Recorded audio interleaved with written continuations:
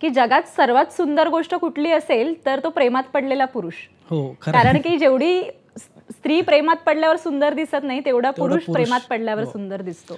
तर ही जी प्रेयसी आहे म्हणजे प्रत्येक पुरुषाच्या आयुष्यात प्रेयसी जे आहे ना, जसं त्यात आईचा एक वेगळा कोपरा असतो मनात, ते प्रेयसीचा एक वेगळा कोपरा असतो मनामध्ये.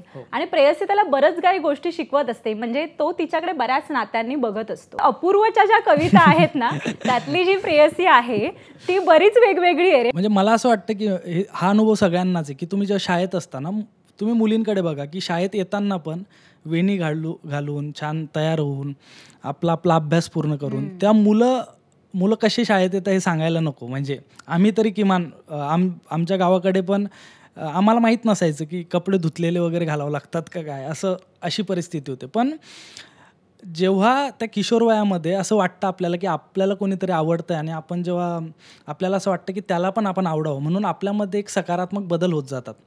म्हणजे आपण केस विंचरून शाळेत जायला लागतो, आपली वही चांगली राहायला लागते, आपण आपलं हस्ताक्षर चांगलं करतो की आपलं हस्ताक्षराच्या रुमालात पावडर ठेवणं वगैरे. हां, रुमालात पावडर ठेवणं. आता आमच्या वेळेस ते जेल वगैरे पण आलेले.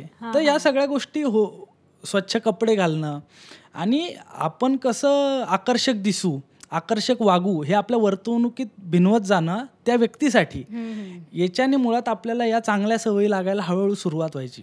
महाविद्यालयात पण बघतो की कुणी आपल्याला आवडत असलं तर त्यांना आपण कसं आकर्षक वाटू याच्यासाठी आपण मग नाटकांमध्ये भाग घेणं, स्पर्धांमध्ये भाग घेणं, म्हणजे जे माध्यम आहेत आकर्षक ठरण्याचे महाविद्यालयीन जीवनात पण ते आपण नकळतपणे करत असतो. आणि म्हणूनच असं म्हणतात ना की प्रेम तुम्हाला नेहमी तुम्ही आज जे आहात त्यापेक्षा कितीतरी चांगल्या दर्जाचं हे बनवून सोडतं प्रेम.